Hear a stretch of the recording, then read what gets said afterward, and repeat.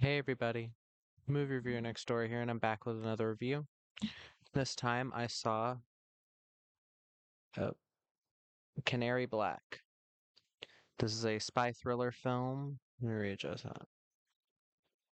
This is a spy thriller film directed by Pierre Morel from 2024, and it stars Kate Beckinsale, Rupert Friend, Saffron Burrows, Ray Stevenson, Goran Kostic, Ben Miles, and Jazz Hutchins. In this film, top-level CIA agent Avery Graves is blackmailed by terrorists into betraying her own country to save her kidnapped husband. Cut off from her team, she turns to her underworld contacts, underworld, because Kate, yeah, um, to survive and help locate the coveted intelligence that the kidnappers want. So, what did I think of Canary Black? So, the main reason I watched this is Pierre Morel. I've enjoyed multiple films in his filmography. I'll talk about that in a second. This film is it's all right. It's about what you'd expect for a direct to streaming action film. Though I will say the action is a bit better than most of those. Um in terms of it's not horrifically handled or anything. At least for the most part, I'll get into that. But it was fine. It's not gonna stick with me, but yeah, let me get to the cast. Kate Beckinsale plays Avery Graves, again, top level CIA agent. I don't know why they keep putting Kate Beckinsale in these roles that force her to use an American accent because her American accent is not that great. Her accent, her British accent, just sounds a lot better coming from her, and here it gave the feeling that she was dubbed for some reason to me. Because there's multiple scenes in this where she's trying to sound deeper voiced, which kind of goes away once she gets into the more dramatic scenes. Because there is some dramatic, there are some bits of good acting from her in this, for sure. But a lot of it is her trying to be badass, which worked a lot better in films like Underworld.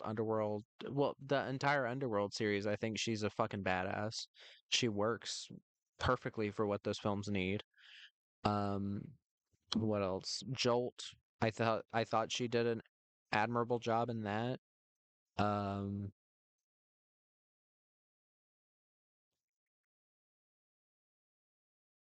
but yeah, she's not a bad actress. Oh yeah, The Widow. That was a good show. But she can do badass. It's just here it seems like she's trying to deepen her voice too, and I'm a little bit worried for how her appearance is in this film. And I know this is going on a bit long, but she's looked more and more like she keeps getting plastic surgery, and I don't know why. She was always very pretty, so I don't get why she's doing all that. Apparently, she's doing the same facial shit that Sandra Bullock is doing, and Sandra Bullock kind of looks like a mannequin now, and Kate Beckinsale's getting there. Have you looked at her Instagram? She looks kind of rough at times. Good. But overall, she's fine in the film. She does decent in the action scenes, even if some of them are cut like somebody with Parkinson's was editing the film. Rupert Friend plays David Brooks, Avery's husband who is abducted. I like Rupert Friend. Even in the Hitman movie that he was in, Hitman Agent 47, that I thought wasn't good, I much prefer the first one. I think that's a very fun action film that does respect the series. Um, I think I thought he was the best part about it. And here, I think he does a good job. He does a better job with the accents than she does because at first I was like, wait, isn't Rupert Friend Irish? I'm pretty sure he is. He's English. Well, he does a really good Irish accent. But he does a better job with the accents than she does.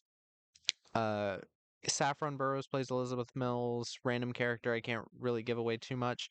She's, but she's not the villain, but she's a character that comes in at the very end. It's odd that in the credits she's third billed and she only comes into play at the very end, which I find kind of odd.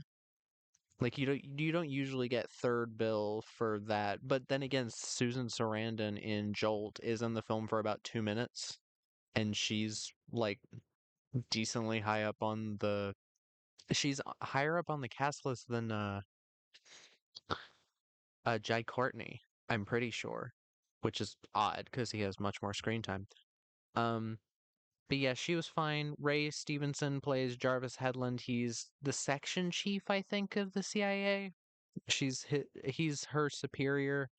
I love Ray Stevenson as an actor. And I think he's kind of wasted here. I'm pretty sure this is his last project that he ever worked on because at the end it says dedicated to Ray Stevenson.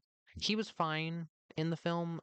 It's just he doesn't have much to work with, and he kind of exits the film in a very,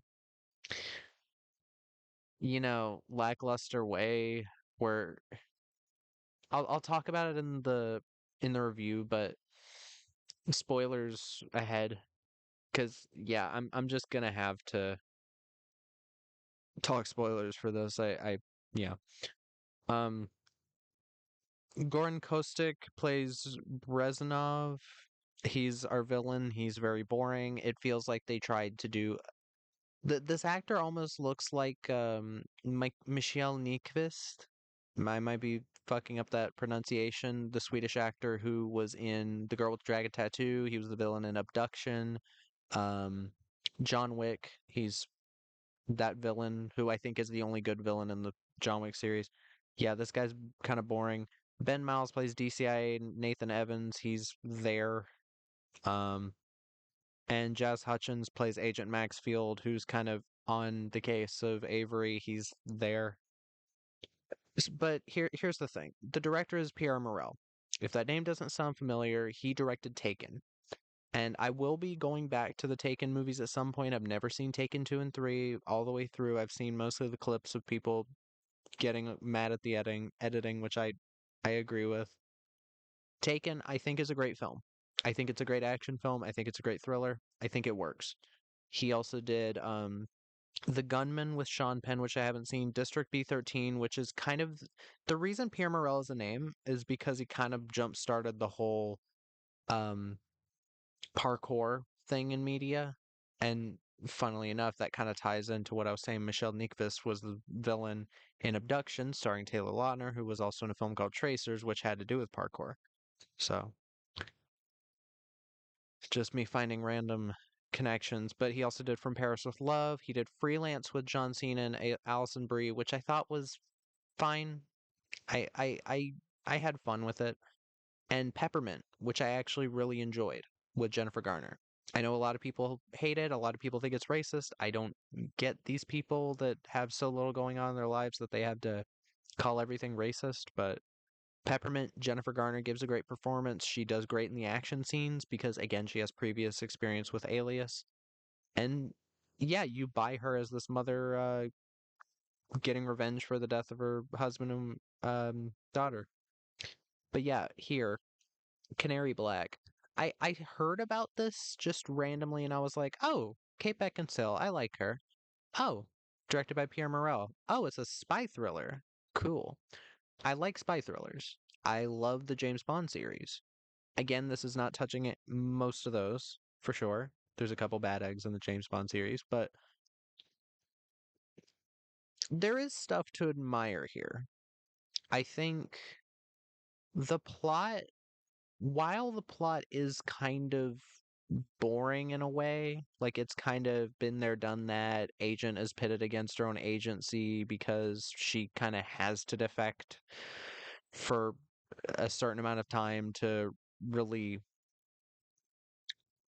to really I'm sorry, brain fart. It's been a rough time. Um, like the main character being pitted against their own agency and having to be a rogue agent until they can prove their innocence and finish their objective. This has been done before. I think Salt is a way better version of this type of plot. Um, I and again, Salt is one of those movies that if I had better editing skills, I would make the best version of the film just by editing together all three versions of it because there's three cuts. But here I think Kate Beckinsale is trying. I think she again, like I said, Jolt. I think she's a lot of fun in that. She also had a gimmick in that, where it was her using her insane anger in order to exact revenge. And there's quite a few connections to this for some reason. Like the ending with this random woman coming in the room being like, we could use somebody of your skills, and then sequel baiting. Just like at the end of Jolt, where Susan Sarandon comes in as like, I've known you since you were a child, and they've been like showing things about her, like, or they've been showing little snippets of her throughout the film, and then you're like, oh, she's gonna get recruited into this agency. I don't know why, but I guess Amazon Prime starring Kate Beckinsale movies just have that weird through line. Um, and also this one has more than a little feminism commentary, which I usually just stay the fuck away from because I find it very annoying, and it's usually not written very well. Here they mostly stay away from it. This film I think has a better, because like there's just a couple characters randomly, like I swear to God sometimes it's ADR where they're like, we it's just one woman, can't we stop her? And yeah, just kind of annoying bad dialogue. That's the thing. Bad feminism equals bad dialogue. So the dialogue does suffer from that a bit. The dialogue for the most part is fine. It's not horrifically written. It's not, but it's also not reinventing the wheel. Um, Kate Beckinsale in the action scenes, I think, is doing a decent job, mostly with the shooting. I think Underworld and Underworld 2 specifically have rubbed off on her a lot because one thing I noticed when rewatching the Underworld films, at least in the first two, because in the other ones I swear she's blinking. In the first one for sure, maybe the second one. Memory's not the best on that. You have her shooting in the subway scene, and she's not blinking, and she's using real blanks. Which, first off, real blanks are louder than normal rounds of that caliber usually. So I was impressed that she clearly did some weapons training before doing Underworld, and that does add something to the action because that's one of the reasons that in The Matrix they were wearing sunglasses. It was to hide that they were blinking after every gun was firing and to make them seem more impressive as a result. And a lot of people thought it was because it was an ad for Ray-Bans, which, whatever. But yeah, her training clearly pays off here at least a little bit, even though there's not anything really insane in terms of the gunfights. They're pretty standard. CGI blood again, which again has always been a tick off of mine. I don't like CGI blood ever, unless it's very well done, like in 24 Hours to Live with Ethan Hawke. I think the CGI blood in that looks pretty fine. Um, But yeah, Kate Beckinsale in the lead, she has the moments where she's like doing the whole like, "Oh, why are you doing this?" Where it sounds like she's trying really hard to get into a lower register and it just doesn't work. It feels very phony. And her best moments are usually when she's talking about trying to get her husband back. Like she cries multiple times and you or well has multiple moments where she's actually showing off her acting chops, so I can give them credit for that because most action movies would probably move past that in order to just get to the action. And to be honest, outside of the plot being kind of by the numbers, the action is really what you're here for. The action here is decent. It works. Um there's a bit, I not exactly an action scene, more of a stunt. I don't know how they did this, but there's this experimental drone she uses. There's like a Russian hacker friend that she has, not really a friend, but really indebted to her, that has this giant drone that she can like hold on to and ride to the top of a building. That was cool. Um, and the bit with the agents or security guards shooting at her and that stunt where she falls onto a car. I don't know if that was her actually doing the stunt. Apparently she has a stunt double. In Jolt there were multiple moments where you could tell a stunt double was used. but it was done well enough where you couldn't tell. Here, it is done well enough that I don't know if it was a stunt double. Um, there's a car chase that's pretty decently done. I like that the film is violent. It I usually don't like it when action movies just hold back on violence, but I also don't like it when they're just doing it to be violent. But here it works. Um, and again, my issue with well, oh yeah, and her voice in this kind of reminded me of Mila Jovovich in a Chinese film she was in called The Rookies, which was kind of a comedy heist film, like action comedy heist film that I wasn't big on.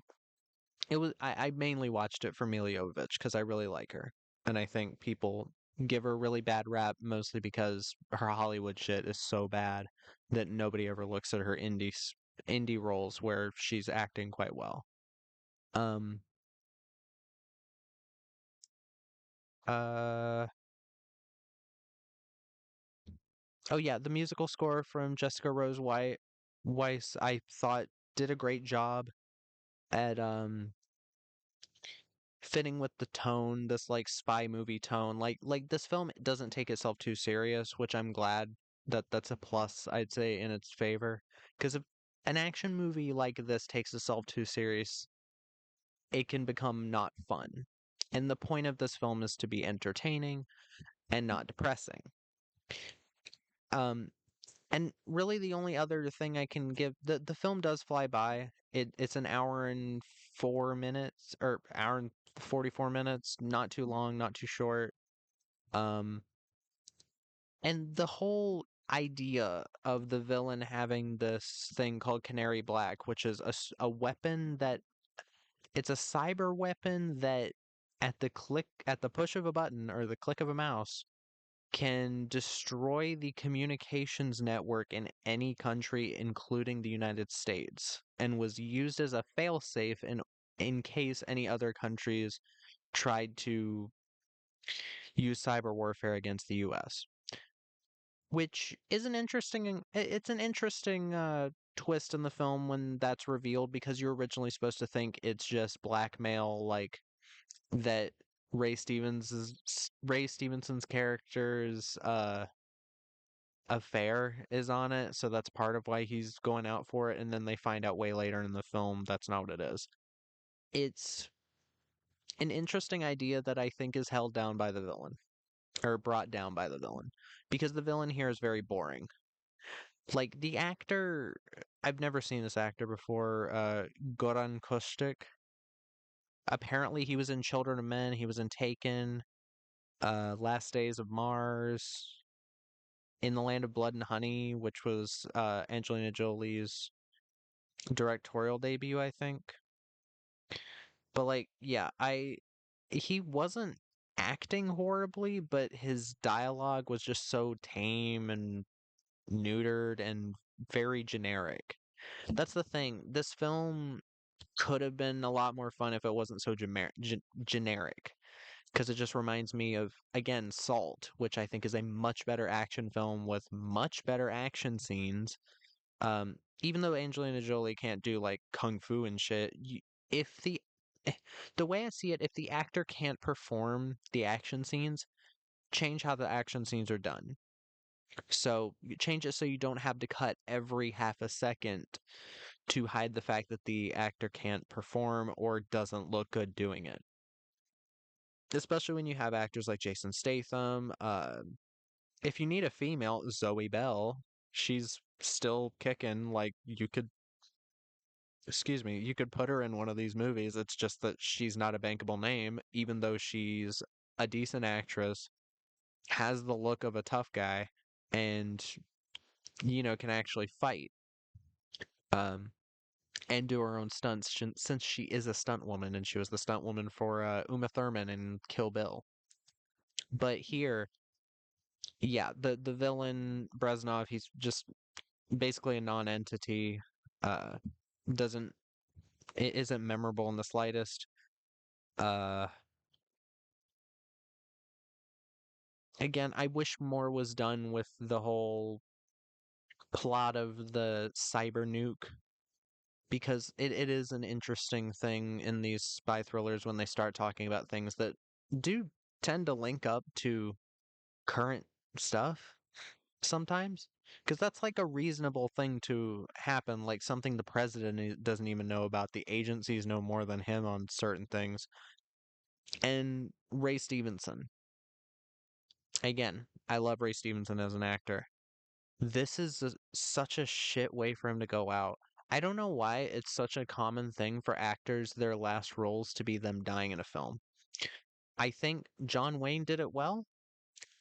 I think this is not how you do it. Because Ray Stevenson's like and the ending to his storyline is he walks into a place, pretends to be drunk. Well, he knows where Kate Beckinsale's character is because she has a phone tracking her. And she says, "Track this phone and find me." He walks in, shoots these two guys, gets brought to the villain, says something, the villain shoots him dead. And I was like, "Oh, is he gonna have like a bulletproof vest and he's gonna help them at the end?" No, he's just dead. So his storyline is just kind of done at that point, and I just don't like how it was handled at all. It feels very tacked on. Like you don't have to have an actor die in their last film. Um, Accident Man 2 didn't feel the need to kill off Ray Stevenson, and he's great in that. Um, but yeah, he's also kind of wasted in this role. He doesn't get a lot of moments to shine acting wise. And again, the editing in certain action scenes, Pierre Morel, for the most part in his action films, the editing is fine. Sometimes it can get a little choppy. Um, Taken, there might have been like one or two fights where I was like, it's a little iffy. But in this, it's mostly the scenes where she's hand to hand combat or CCB, um, or CQC, excuse me, close quarters combat. And yeah, those scenes don't look great. The gunfights look fine, and the car chases are actually very well filmed. Like you get a real sense of the speed of the cars. And if there is green screen during the bits where Ray Stevenson is driving, it's good green screen because it fooled me. But yeah, other than that, uh, this is one of those films I can't really recommend. Like, it's fine if you're scrolling through Prime and you need something to watch and you're desperate. This'll be fine. It's not going to stick in your head. It's kind of the cinematic equivalent of junk food in a way. But yeah, you can also do a lot better. Watch Jolt instead. Jolt is a lot funnier. It's a lot more entertaining. The action scenes are more varied. And again, the cool premise that they actually take advantage of for once. But yeah, the film's all right. About all I can say. But yeah, that was my review of Canary Black. If you've seen the film, let me know what your thoughts are in the comments down below. If you have any recommendations, put them down there as well. Like, subscribe, whatever, and movie reviewer next door.